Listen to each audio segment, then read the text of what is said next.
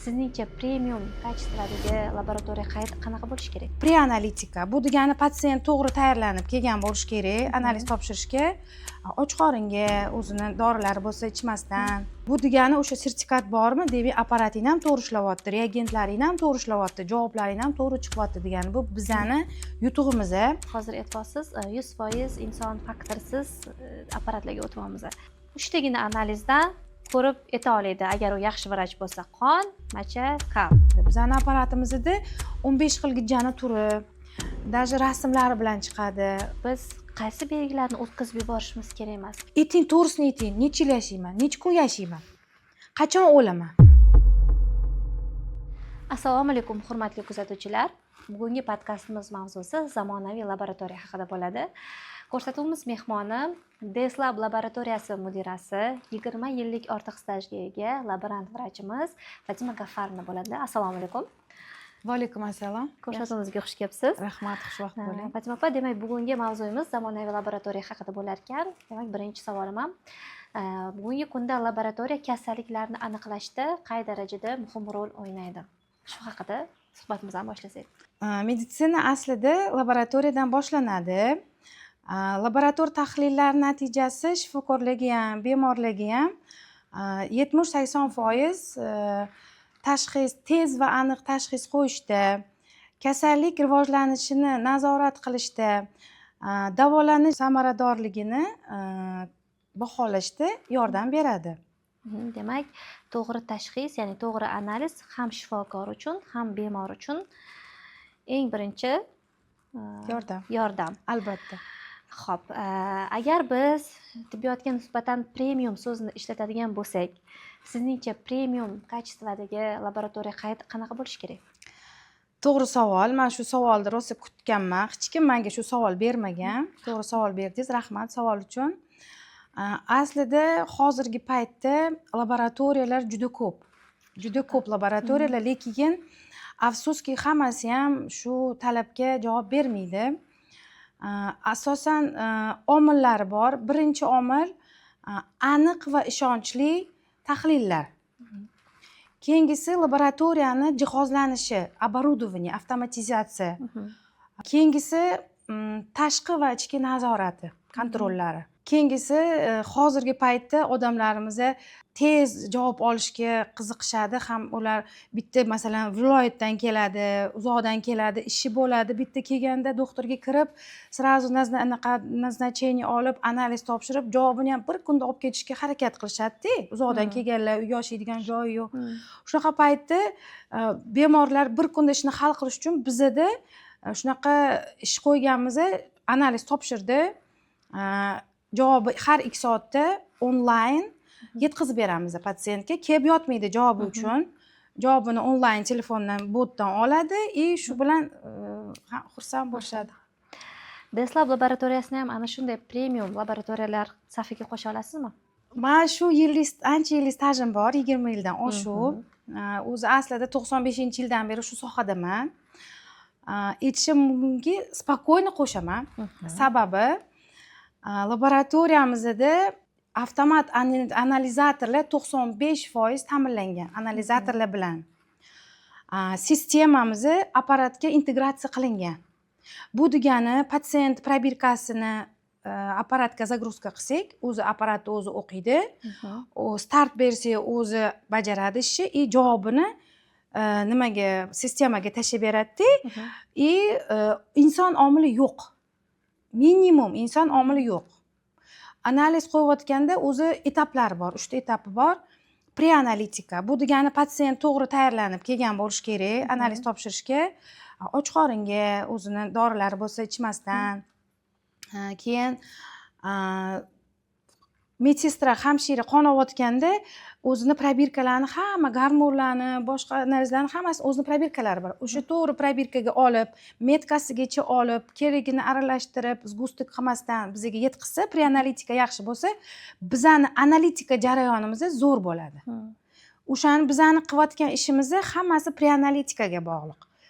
O'shaning uchun men har doim o'zimizni zabordagi qizlar bilan, dejurniy qizlar bilan gaplashaman, ular ustida ishlayman. Davaychi, mana bunaqa qilinglar, mana bunaqa qilinglar, mana bunaqa bo'lsa, mana bunaqa bo'lib, hammasini tushuntirib, максимально минимализируем человеческий фактор.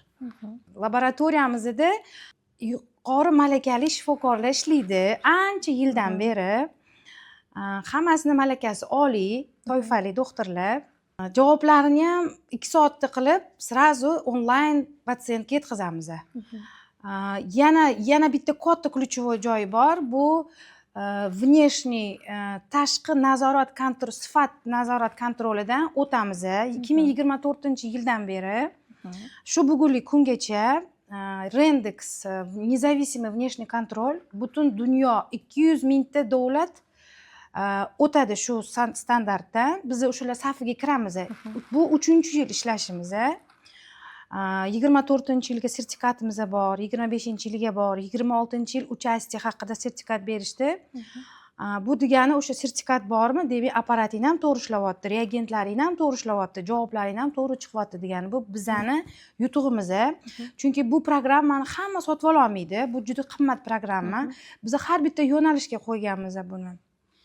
Ixlaga, biokimiyaga, gemostazga, gematologiyaga maksimalni qo'yganmiz. Umuman inson omili yo'q bizda. Men spokойно o'sha premium laboratoriyalarga qatoriga qo'shaman bizning laboratoriyani. Xo'p, keyingi savolimiz, demak, hozir aytyapsiz, 100% inson faktorsiz apparatlarga o'tyapmiz. Va o'zidan o'z savol tug'iladi. Demak, bu yerda qanchalik o'rinli vrachning staji yoki mahorati agar bu yerda inson omili bo'lmasa?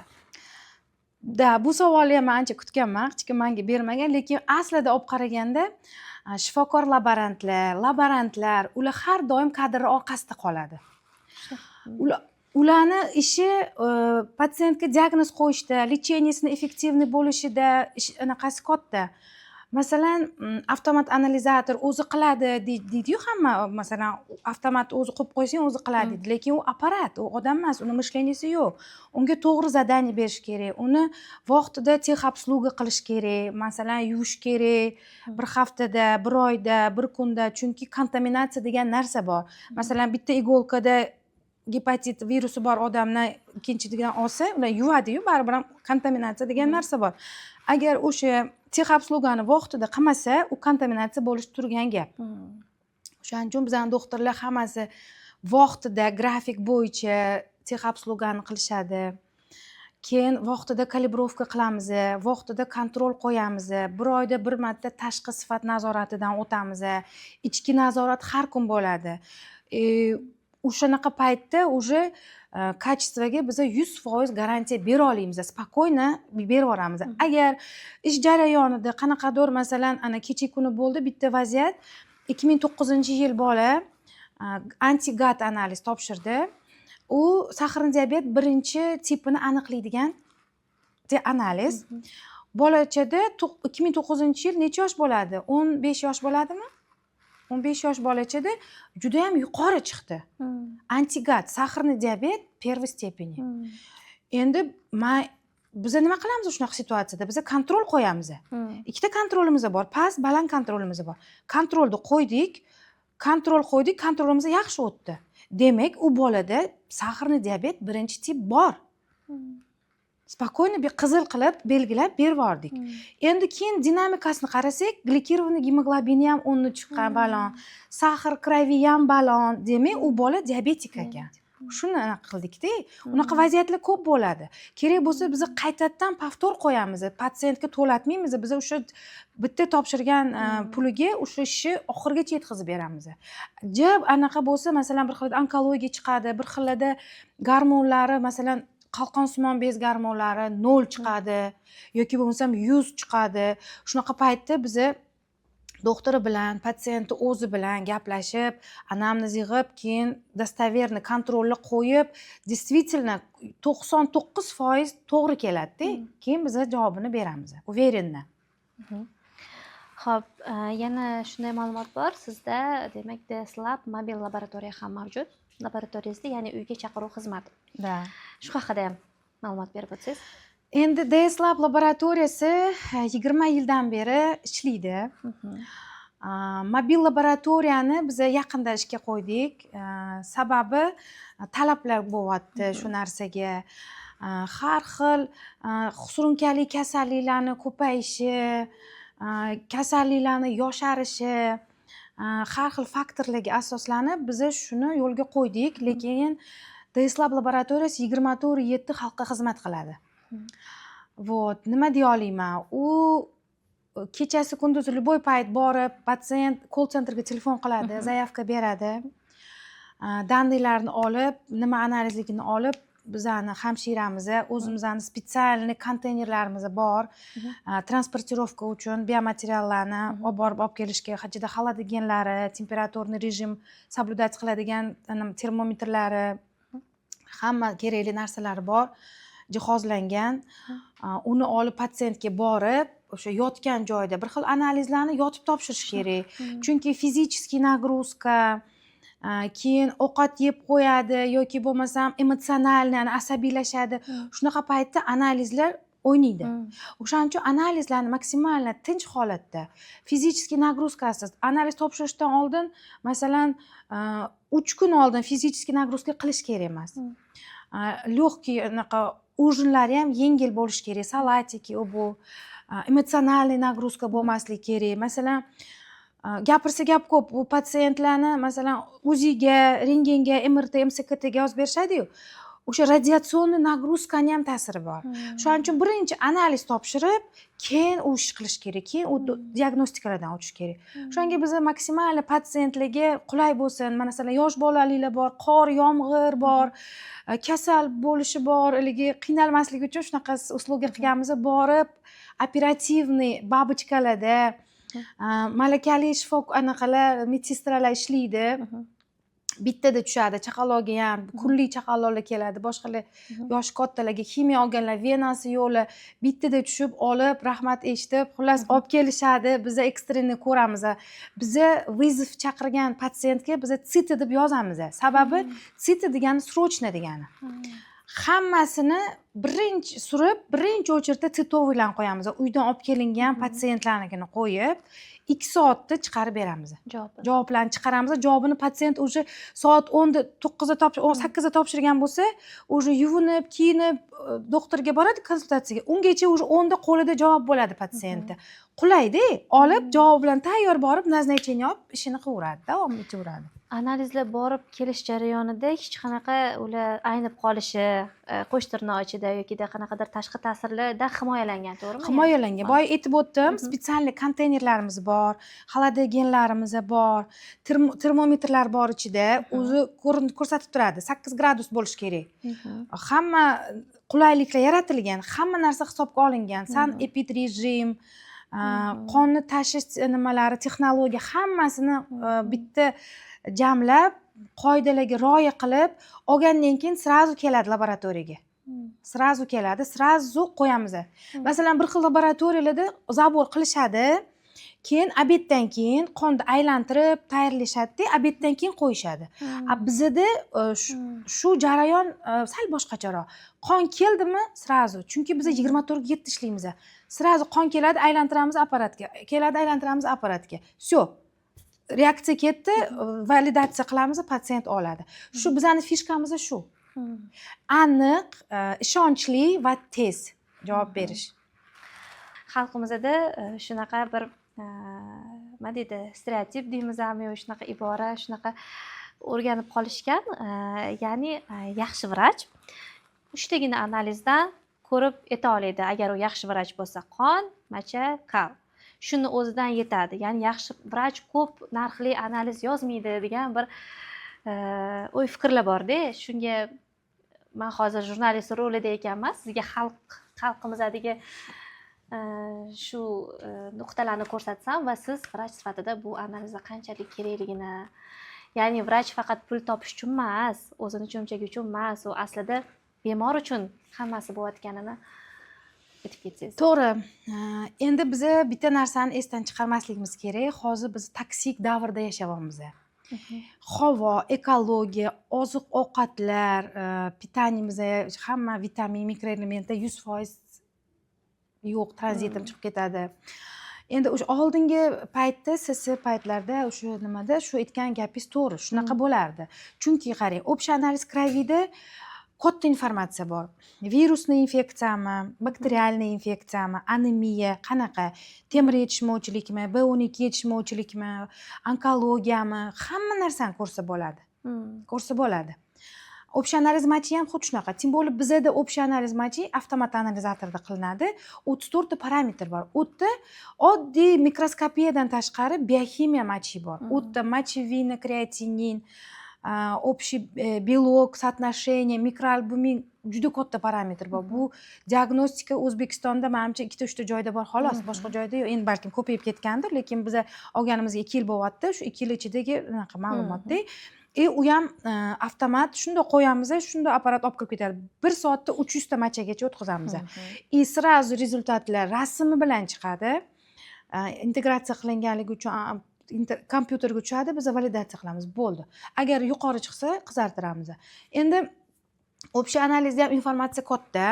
Agar shamollash, bakterial infeksiya, почечный filtratsiya buzilgan bo'lsa, hammasi ko'rsatiladi. Kalda ham katta informatsiya bor. Lekin hozirgi kunda mana vitamin D, B12, foliyaviy kislota, ferritin, mana shunaqa analizlar ko'payib ketgan. Mana Coviddan keyin shu narsalarga globalniy hamma anaqa qilyapti-da, udarение beryapti. Chunki vitamin D yetishmovchiligi immunitet pasayishi, tez shamollashi, har xil kasallikka olib keladi. Agar vitamin D yaxshi bo'lsa, immunitet organizm yaxshi ishlaydi. O'shaning uchun hozirgi kunda oxirgi paytda statistika bo'yicha men 2 yil oldin statistika qilganman. Bizning klinikamiz doirasida 70% patsientlarni vitamin D'si past.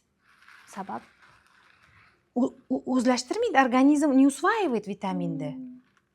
Masalan, quyoshda yuramiz, masalan, zagar olamiz, boshqa qilamiz, vitamin D ichamiz, lekin u qanaqadir singmayapti organizmga.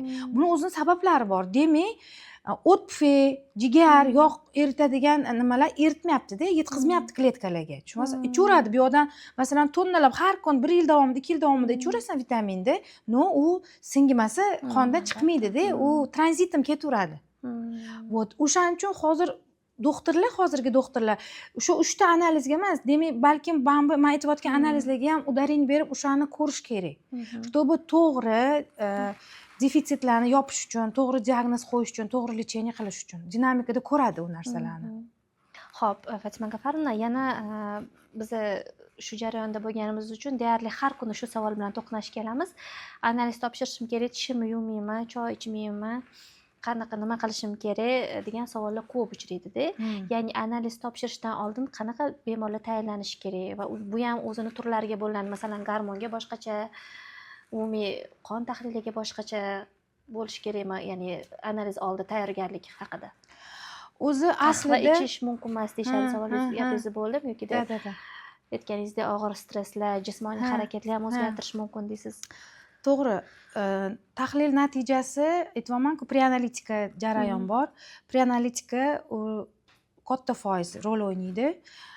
Patsient to'g'ri topshirish uchun shu jarayonni bilish kerak. Birinchidan, gormonlar aslida soat 11 gacha och qoringa topshiriladi. Biokimiya analiz, sahr bilan amilazadan boshqa qolgan biokimiyalar легкий завтрак допускается. O'zi aslida hammasi och qoringa topshirish kerak, sababi qonda qon aylantirilgandan keyin zardob ajraladi. Zardobida xilyoz bo'lib qoladi. Agar masalan kechqurundan osh yeb nima qilgan bo'lsa, qoni yog'li bo'lib qoladi. Sutga o'xshab qoladi-da. U parametr katta naqa ko'rsatadi, sifra ko'rsatadi. Masalan, sahr o'zi 4 bo'lsa, 6 ko'rsatishi mumkin. Shuning uchun shunaqa qonlarni biz sortirovka qilamiz, пересдача qilib yetkazamiz. Uning uchun patsient tayyorlanib kelish kerak. Och qoringa emotsionalniy nagruzkasi bo'lmaslik kerak, fizический nagruzkasi bo'lmaslik kerak, kofe ichmaslik kerak, sigaret chekmaslik kerak. Shunaqa qilib tayyorgarlik ko'rib keladi. Suv ichsa bo'ladi, lekin gormonlarga ham boshqalarga suv ichsa bo'ladi. Lekin ovqat, nagruzka, emotsionalniy, radiologический nagruzka hech narsa bu narsa mumkin emas. Xo'p, umumiy macha tahlili uchunchi, sidik tahlili uchun? Sidik tahlili uchun tayyorgarliksiz. Ertalab, faqat самое главное ertalabki uxlab turgandan keyingi porsiya sredniy porsiya machi buni informatsiyasi katta informatsion hisoblanadi. Masalan kun davomida ham topshiraman vaqtim yo'q deydi-yu yoki esimdan chiqib qolibdi uyda hozir topshirib beray deydi. Unda уже suv ichamiz, bir nimalar ichamiz, on razmывается, macha suyulib ketadi. Bor narsa chiqmaydi. Kechqurun yotgandan ertalab ikisini olsa, unda kechasi bilan yig'iladi. Informatsiya o'shanda ko'proq bo'ladi. Shuning uchun biz tavsiya qilamiz, ertalab topshiringlar machani, iloji bo'lsa deb. Kaprologiya uchunchi? Kaprologiya uchun masalan, kaprologiya ikki xil, в основном общий kaprologiya bor и яйцеглистlar bor, gijjalarni. Masalan, gijjaga topshirish kerak bo'lsa, endi gijjalar o'zi aslida verxniy отдел kишечника, tepada o'tiradi-da. Masalan, bolada qabziyatmi yoki kattalardan bo'lsa, u birinchi porsiyasidan chiqmasligi bor. Chiqmasligi mumkin-da. Bu laboratoriyaning xatosi emas. Yo'q. Bu odam organizmi, u podgotovkasi bor. Gijjaga topshirish uchun spetsialniy podgotovkasi bor. Bittada chiqishi u kamdan kam bo'ladi, lekin podgotovka qilsa foiz oshadi u chiqishini. Uni желчегонный ichib, slabительный ichib, ichini keltirib, yumshoq joyidan, uchta joyidan olib keladi. Gijja anaqaga, yaysseglistga, gijjalarga. Iloji bo'lsa provokatsiya ham qilish kerak. Uni uxlayotganlarni uyg'otib, provokatsiya ham bolalar yeydi-yu shirinlik, nimadir, shu provokatsiya qilib topshirsa ham явно chiqadi. Oddiy общеанализ kalaga unga podgotovka shart emas. Но желательно u ham свежий, yumshoq bo'lishi kerak. Chunki bizda kaloviy analizatorimiz bor. Biz avtomat analizatorda qilamiz. U apparat o'zi kaloviy o'zini stakanchiga, qoshig'iga solib qo'yadi-da, u yumshoq bo'lsa, ichida o'zini suvini quyadi apparat ichida, keyin uni aralashtiradi. U gomogenniy massa bo'lgandan keyin uni sekin mikroskopdan o'tkazadi. Agar bu yerda komok bo'lsa, qattiq bo'lsa, u yaxshi aralashmaydi-da. Kletkalar yaxshi chiqmaydi suviga. Unda nimadir upustить можно. Поэтому biz patsientlarga aytamiz, свежий kal olib kelsanglar dostoverniy bo'ladi. Bizning apparatimizda 15 xil gijjani turi, даже rasmlari bilan chiqadi. Hamma kalda bo'lgan hamma elementlarni ko'zingiz bilan ko'rib, unaqa qilasiz-da, u mikroskopiya qilib o'tirmaymiz. Apparatda ko'ramiz, apparat listdan tashlab beradi, shablonga biz validatsiya qilamiz. Diagnostika juda ham yuqori sifatli.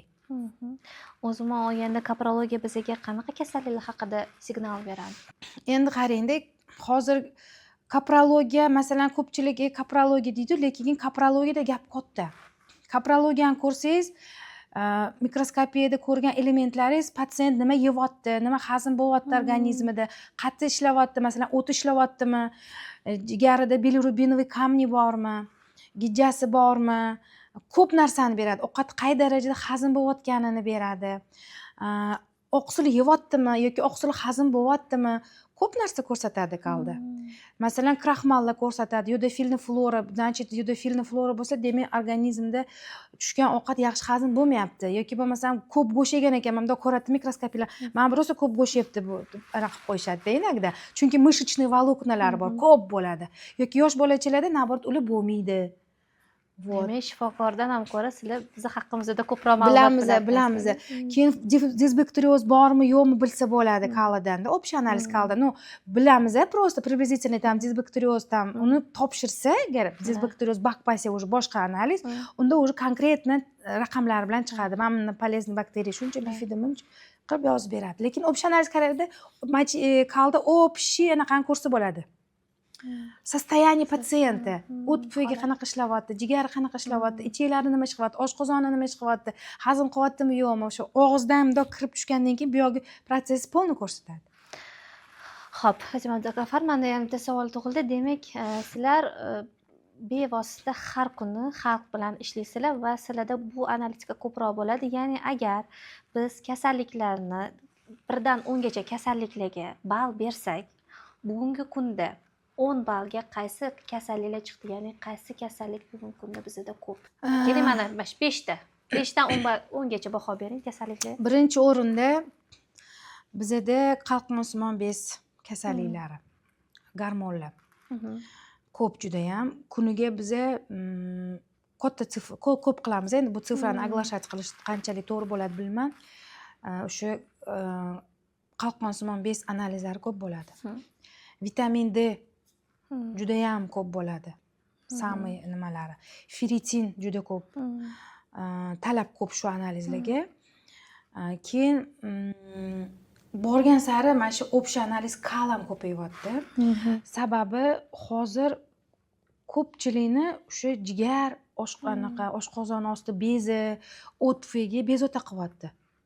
O'sha o'tfekdan, jigar yaxshi ishlamaslikdan har xil kasalliklar kelib chiqyapti. Mana shu xolesterinni ko'payishi ham, shitavitkani yaxshi ishlamasligi ham, har xil o'simtalar chiqishi ham o'sha asosiy o'sha jigar o'tfekdan. Shunga ham hozirgi integrativniy doktorlar katta udarение berishyapti. Именно kalni качественный ko'rishni xohlashyapti-da. Shu bitta kaldan katta informatsiya olishyapti ular. O'shaning uchun kal необходим. Shamollash bormi, nima hammasi chegida, nima hammasini ko'rsatadi. Beshinchisi? Beshinchisi, как всегда, umumiy qon tahlili. Har bitta doktor birinchi o'rinda umumiy qon tahlili topshirtiradi. Xo'p, demak, va shu o'rinda bizga qulog'imizga ko'p yaqin kunlarda, yaqin 1 yil, 2 yil ichida check-up so'zi kirib kela boshladi laboratoriyamizga. Demak, bolalar check-upi bor, ayollar check-upi bor. Umuman o'zi olganda check-uplar bizga qay darajada bugungi kunda kerak va muhim? Aslida mana analitiklarni oxirgi bergan ma'lumotlariga qaraganda, именно shu check-uplarga talab 2025-yilda 13% oshgan. Hozirgi kunga kelib u son yana ham oshib boryapti. Bu patsientlarimizni постоянно masalan oldin kasal bo'lganda murojaat qilishardi-yu, analiz topshiradi, doktorga keladi. Hozirgi payt unaqa emas. Hozir ular profilaktika sifatida kelib, kasal bo'lmasdan oldin kelib, vitamin D qanaqa urovenda, ferritinim qanaqa urovenda, nima kutyapti meni, nimani oldini olay deb o'zi bilib internetlardan o'qib, o'zi nimasi oshgan, saviyasi oshganda patsientlarni ham o'zi bilib ko'rib kelib o'shani topshiradi. Обязательно doktorga borib назначать qildirmaydi. Keyin o'sha jarayonda patologiya topsa, keyin doktorga borishyapti. Check-uplar bu bizda check-uplar bor ayollarga, 30 yoshdan keyingi ayollarga, erkaklarga, 50 yoshdan keyingi erkaklarga, bolalarga check-uplarimiz bor. Juda ham chiroyli nima qilib beramiz, paket. Uning ichida hamma o'sha asosiy hozir aytib o'tgan analizlarim bor. Bu xalq unga so'rov ko'p bo'lyapti-da. O'shanga biz o'shanga qarab, xalqning ehtiyojiga qarab ketyapmiz. Demak, xalqimizning tibbiy ongi, madaniyati oshyapti. Bu juda ham yaxshi. Fatima G'affarovna, siz vrachsiz, vrach laborantsiz, lekin shu bilan birgalikda ayolsiz, onasiz.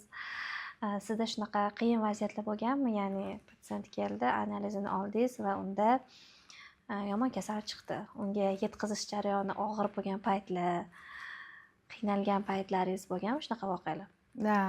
Afsuski bo'ladi. Haligacha bo'lib turadi. Men juda ham o'zimdan buni o'tkazaman-da. Bu ham maksimalniy patsientlarga o'sha alohida mana tet-na-tet eshikni yopib, yotog'i bilan tushuntirishga harakat qilaman. Mana bizda asosan biz speed center bilan ishlaymiz, shahar. Jo'natamiz naqalarni. Endi har xil vaziyatda keladi. Bittasi motor uchun keladi yoki bo'lmasa eko qilish kerak deydi yoki o'zi uchun yoki ishga kirish uchun topshiradi. Ulardan повторный забор degan joy qizil ruchkada yozilsa, men anaqa bo'laman-da. Ko'raman kim bu, necha yosh, nima izuchat qilaman. Bir kun o'zim anaqa qilib, telefon qilib patsientni kelib keting, maslahatlash bor deb chaqiraman. Nima bo'ldi deyshadi srazu. Yo'q, hamma narsa joyida.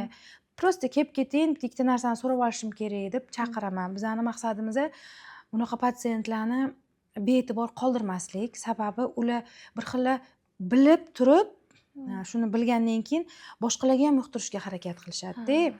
O'shanga o'sha narsani biz chiqarib yubormasligimiz kerak. Biz maksimalniy patsientga to'g'ri tushuntirib, o'sha speed markazlariga yetkazib berishimiz kerak. U yo'qishini o'zi ular dalish olib boradi. Chunki shunaqa vaziyatlar bo'lgan, qayta tekshiruv deb kelganda biz jo'natganimizni qayta tekshiruv qilgandan keyin chiqmaganda qaytib kelgan tushunasizmi? Поэтому shunaqa vaziyat esimda qolganda patsientga aytaman, voy siz qaytib kelish ehtimolingiz bor. Bu просто anaqa har xil перекрестный reaksiya bo'lishi mumkin. Даже если chiqqan taqdirda ham hozir zamon farmatsevtika kuchaygan, bitta preparat bilan siz sog'lom odamdek 100 yil yashaysiz. Главное o'sha doktorlarning aytganini qilishingiz kerak deb yotiq bilan tushuntirib anaqa qilishga harakat qilaman. Ayniqsa bir mana yaqinda bitta qiz bo'ldi, 2000-yil qiz ekan. Yaxshi, здоровый qiz, nima bezovta, vesi tushmagan, o'sha o'zini simptomlari, o'zini nimalari bor, hammasini so'rab oldim, hammasi yaxshi-da. Ayting, to'g'risini ayting, necha yil yashayman, necha kun yashayman, qachon o'laman? Mana shunaqa deyapti-da. Voy, unaqa demang, bu eski taktikalar, hozir unaqa emas, hozir unaqa deb ularni tushuntirib, yaxshilab, keyin voditelni chaqirib, kech bo'lsa ham jo'natib yubordim. Ular takror yana namuna olishdi. Endi javobini kutyapmiz. Iloyim chiqmasin deb, o'ziga ham shifo bersin deb patsientni qilib jo'nataman-da. Yana vaziyatlar bo'ladi. Yosh bolalarda sahrni diabet aniqlaymiz. Masalan, 4 yosh, 5 yosh tasavvur qilish qiyin-da. Keyin ularga telefon qilib har bitta mana shu patologiyalarni men непосредственно patsientni o'zi bilan, agar doktori bo'lmasam doktori bilan surishtiraman, kerak bo'lsa qayta topshiringlar deyman. Чтобы удостовериться, men хотя уверенman rezultatlarimga. Endi yosh bolada как deysan-da, odamlar boy odamchi, o'zingni bolangni o'rniga qo'y, voy deb anaqa bo'ladi. O'shanga aytish menga qiyin-da. Keyin telefon qilsam onasiga, "Ha, o'zi shunaqa bo'layotgandi, tez hojat tualetga chiqyotgandi. Tez suv ichib, ko'p suv ichyapti" deb klinikalarni aytgandan keyin ha voy deyman-da. Bo'ldi, buni qayta nima qilasiz, doktorga borasiz, endokrinolog bilan ishlaysiz. Buni anaqasi oson, hozir yangi dorilar chiqqan, yaxshi bo'ladi deb ogohlantirib, tushuntirib, yaxshi gapirib qilaman. Qiyin juda ham, shu jarayon qiyin, men uchun qiyin. Xo'p, demak biz qaysi belgilarni o'tkazib yuborishimiz kerak emas? Qaysi masalan o'tib ketadi yoki bu nasli shunaqa, masalan hozir semirib ketish bolalarda hali gaplashdik, ko'p deyapmiz. Buni dodasi shunaqa bo'lganlar, ammalari shunaqa bo'lgan degan be'tiborlik yoki loqaydlik deymiz ham, qay darajada biz buni yo'qotishimiz yoki kamaytirishimiz kerak? Ya'ni qaysi belgilarni biz o'tkazib yuborishimiz kerak emas? Endi umuman olganda odam o'zini organizmini yaxshi bilish kerak-da. Masalan, o'zidan boshqa yaxshi odam bilmaydi-da organizmini holatini. Shuning uchun har bitta narsaga e'tibor qilish kerak. Ich qotish kerak emas. Birinchi o'chirtda. Ich qotma kuniga bir mahal yoki 2 mahal kelish kerak, idealni. Keyin mana semirib ketyapti. Nimaga semiryapti? Sababini bilish kerak. Gormon olyaptimi? Nima sababdan постоянно profilaktika qilib, check-uplar topshirib yurish kerak-da. O'shanda bilinadi nima sababdan bunda bunaqa patologiya bo'lyapti. Rezko mana bir xil rezko ozib ketadi. U ham noto'g'ri. Rezko ozib ketadi. Mumkin emas-da unaqa. Patologiyada rezko oziydi. Demak, shunaqa holatlar bo'lganmi? Demak, check-up qildirishga keldi va kasallikni oldini oldi va unga osonroq bo'ladi tuzalishi. Обязательно. Да, конечно, bo'ladi shunaqa. Bo'ladi. И даже bizda shunaqa patsientlar bor. Endi kim ishonadi, kim ishonmaydi, lekin men mana to'g'risini aniq aytishga harakat qilaman. Bizda patsient topshirgan biokimiya, gormonlar topshirgan. Keyin Amerikaga borgan, operatsiya qildirish kerak bo'lganmi, nimadir bo'lgan. Keyin o'tdagi doktor bizda ham topshir degan. Patsient o'zi kelib aytib beryapti-da. Voy, men qoyil qoldim deyapti. Amerikadagi analiz bilan sizni triglitserid analizi sifrasi 1/1 chiqdi deyapti. Men aytdim, ishondinglarmi deyapman. Biz undan ham yaxshiroq o'tib bo'lmasa kerak, menimcha. Sifat nazoratdan biz o'tamiz. Men har doim aytaman, masalan, klinika brendovый zo'r qiladi, shular bilan solishtir desa yo'q deyman. Mana men 200 ta mamlakat bilan solishtiraman. Menda внешняя оценка качества bor. Menga kerak emas, ular hojati yo'q. Mana meniki deyman-da. Yana shunaqa patsientlar bo'lgan. Ular Turkiyaga borgan. Bizning analizlar bilan 2-3 ta joyga topshirib, keyin aytmayman qaysi klinikalar, brendovый klinikalarda topshirgan, bizda ham topshirgan, uchalasini rezultatini olgan, borgan. Keyin o'sha yerdagi doktorlar ko'rgandek, ko'rib bering, nima qaysi biri yaqin qimga, tashxisimga desa, biznikini tanlashgan. Men o'shanga ham xursand bo'lganman. rosa xursand bo'lganman. Unaqa variantlar rosa ko'p. Patsientlar o'zi kelib aytadi. Qani endi iloji bo'lsa shuni bundoq zapis qilib, yozdirib bundoq nima qilib qo'ysin. Lekin bu og'zakida. Вот так вот. Harakat qilamiz elga xizmat qilishga. Aha. Quruvchilar uyini chiroyli chiqsa maza qilar ekan. Shifokorlar patsient tuzalsa-da, vrach laborantlar nimadan xursand bo'ladi? Ya'ni ularni qo'ygan tramplindagi eng baland maqsadi cho'qqisi nima? Yoki sizniki? Bizni mana yana qaytarib o'taman, Rendeksdan o'tamiz. Hamma yo'nalish bo'yicha. Bolalar bir oyda bir marta doktorlarim o'sha tex obsluga hammasini har doim qilamiz. Yana bitta qilib vaqtda ular bizga o'sha tashqi nazorat berib yuboradi. Неизвестный sivorotkani, konsentrat. Masalan, nima analiz qilsak, o'sha analizni qo'yamiz. Lekin u nima nechiligini bilmaymiz. Masalan, vitaminni nechisini bilmaymiz, ferritin nechiligini bilmaymiz. Qo'yamiz apparatda, keyin biz uni elektronniy men o'zim jo'nataman. U shtab-kvartirasi Velikobritaniyada, shtab-kvartira Velikobritaniyada joylashgan, hamma mamlakat ularga jo'natadi. Dunyo bo'yicha hamma borgani uchun u yerda apparatlar har xil. Masalan, meniki Snipe bo'lsa, uniki Roche, bittasiniki Cobos, bittasiniki Mindray, har xil. O'sha 200 ta mamlakatda apparat. Masalan, Beckman, Coulter 200 ta, Roche menimcha soni bilan 30 ta, 20 ta qilib yozib javobini chiqarib qo'yadi. Shunaqa chiroyli beradi. O'shalarni bismillah deb Allohdan anaqa so'rab yozaman, hammasini beraman. Biokimiya doktorim, ixla doktorim, gematologiya, gemostaz doktorlarim 3 kun, 4 kun uzoq bir hafta chiqadi. Mana shunaqa o'tirishadi-da. O'shaning javobini chiqaraman-da. Chiqarib, birinchi o'zim xursand bo'laman. 100% o'tamiz-da. Bu narsani men o'zimizning doktorlar gruppasi bor, gruppaga tashlayman. 100% o'tamiz, 100% o'tdik. Masalan, gematologiyadan 100% o'tdik deb shablon tablichkalarni tashlayman, anaqalarini, diagrammalarini. Yoki ixladan 90%, 99% o'tdik yoki в основном 100% o'tamiz. Doktorlarning orasida уже meni 100% degan laqab qo'yib qo'yishibdi. Kecha kuni 100% shunaqa 100% o'tdik mana deb сравнительный qilib tablitsalar tashlayman-da. O'sha paytda doktorlarimga berayotganimda o'sha chiqqan rezultatlarini, deadline rezultatlarini ular xursand bo'lgan ko'rsangiz bir maza qilasizda. Men aytaman, sen deyman, kimgadir dokazovat qilish kerak emas. Biz o'zimiz xursandmiz, biz o'zimiz bilyapmiz. Xudo bilyapti. Bo'ldi, biz shunga qarab biz to'g'ri yo'ldamiz deb haligilarni maqtab, yaxshi qilib, malatsi, yaxshi ishlanglar. Bundan keyin bundan ham zo'r ishlaymiz. Kerak bo'lsa yana boshqa kontrollar bor, akusera kontrol bor. U har kun qo'yiladigan, u ham международный. O'sha programmani ham sotib olamiz. Biz o'zimizning rezultatlarda uverin bo'lish uchun. Deyman-da.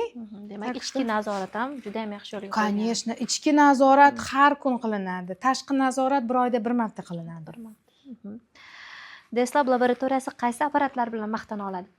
Boya aytganimdek, laboratoriyamizda 95% avtomatlashganda.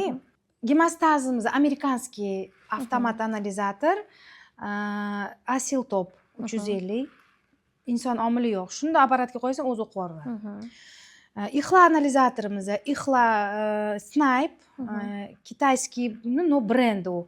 Chunki tashqi nazorat kontroldan kitayskiy ham o'tadi, yevropeyskiy ham o'tadi-da. Men aytayapman-ki, men solishtirganimda yevropeyskiylar keladi, keyin Xitoydagi keladi. Masalan, Mindray u bu o'tadi-da, bir xil teng o'tadi. Tez chiqaradi. Uni преимуществоsi ko'p-da Mindray nimani. Snipe'kini. Вот, Kalvoy analizatorimiz ham Mindrayki avtomat analizator. Urit avtomat analizator, общий анализ мочи ko'ramiz. U ham 100% avtomat, u ham прям можно сказать золотой стандарт. Biokimiyamiz Mindray ham bor, Bioscience 240 ham bor. Gematologiya Mindray apparatlarimiz можно сказать bizda laboratoriyada muzey apparatov. Chunki hammasi avtomatlashgan. Kirgan odam mana kecha kuni bitta yangi doktor keldilar-da, ular stajlari katta ekan. Bizga ishlagani keldilar. Tanishtiribmiz-da. Bo'lmasam 60 larga kirgan, ko'p ko'rgan laboratoriyada. Voy, zo'r ekan-a, deyaptilar. Voy, zo'r ekan. Men вообще xursandman, shunaqa joyda ishlash kerak. Xursand bo'ldim deb, men o'zim uchun ko'p yangi narsalar ochdim deb, прям emotsional gapiryaptilar-da. Biz уже o'rganib qolganmiz, biz uchun shu norma. Fatima G'afarovna, bugungi foydali, samimiy suhbat uchun minnatdorchilik bildiramiz va oxirgi so'z o'rnida bu kadrlar, tarixiy kadrlar bugungi yoshlarga deylik, 20-30 yosh atrofidagi yoshlarga nimalarni maslahat bergan bo'lardingiz, nimalarni aytgan bo'lardingiz yoki nimalardan himoyalanishni ularga ta'kidlagan bo'lardingiz? Har doim oldimga kelgan patsientlar bilan gaplashganimda shuni aytib o'tamanda, o'zimni yaqinimdek ko'raman. Har bitta patsientga, yoshlarga ham shuni aytib o'tamanki, yoshlik qilib, bilib bilmay qilib qo'ymaslik uchun o'zinglarni har doim ehtiyot qilinglar. Adashib nimadir virus yuqtirib qo'yish, buni уже qaytib orqaga yo'q, yo'l yo'q. Davosi ham yo'q kasalliklar bor. O'shaning uchun men o'zimning farzandlarimga ham har doim mana shu bo'lgan voqealarni aytaman. O'zinglarni ehtiyot qilinglar. Birov nima bersa yemanglar. Nimadir yotgan bo'lsa olmanglar yoki bilib bilmay dori ichmanglar deb anaqa qilaman. O'sha birinchi o'rinda o'zimizni qanaqa ehtiyot qilsak, Alloh bergan umrni yashaymiz. Agar berilib, har xil aysh ishratga berilib, nimalardir kerak emas narsalarni ichib yoki ukol qilib nimadir qilsa, uni qaytarib bo'lmaydi. Shuning uchun yoshliginglardan, Alloh bergan sog'lom organizmingizdan foydalanib, shuni oxirigacha ushlab qolinglar. Men shu tarafdoriman. Bolalarga beradigan maslahatim. Tez-tez check-up qildirib turinglar.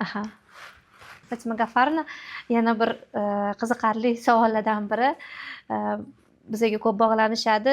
Svet o'chib qolsa nima bo'ladi deyishadi. Ya'ni sizni aytayotganingiz hamma apparatlar tokda ishlaydi. Inson omilsiz davomida, ya'ni svet o'chib qolsa mana nima qilasizlar? Bu savolni patsientlar ham bergan bir-ikki marta. Bizning laboratoriyamizda mukammalligi ham shundada. Shaharni elektrosetidan alohida generatorlarimiz bor. Svet o'chib qoladimi, boshqa bo'ladimi? Целый bir sutkaga yetadi nimamiz. Hamma apparatlarimiz UPS ga ulangan, bizga ta'sir qilmaydi. Svet o'chsa ham apparat ishlayveradi. O'shanga patsientlarga aytaman, xavotir olmanglar, svet o'chib qolsa ham, boshqa bo'lsa ham, biz ishimizni davom ettiraveramiz. Kачествоga ta'sir qilmaydi bu narsa deb aytib o'taman. Hurmatli kuzatuvchilar, shuning bilan bugungi podkastimiz o'z nihoyasiga yetdi. Laboratoriya bo'yicha savol va mulohazalaringiz bo'lsa, kommentariyada yozib qoldiring. Keyingi sonlarga qadar omon bo'ling.